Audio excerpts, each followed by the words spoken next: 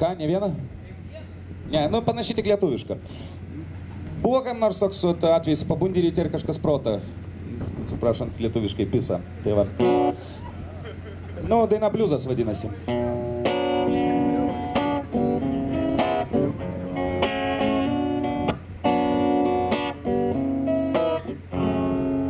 Tuščios stiklinės, maisto likučiai, toks liūdnas naturmortas ant stalo ryte, baisus troškulys ir skauda galva, bet ačiū Dievui, tavęs šalia nėra, nes tu ir vėl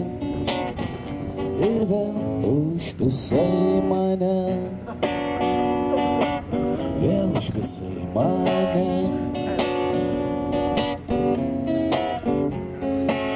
Tu nori daug, aš neturiu nieko, viską, ką turėjau, draugams išdalinau, o vanduo tyliai į kriauklę laša, ir ką daryti man, aš nebežinau, tu ir vėl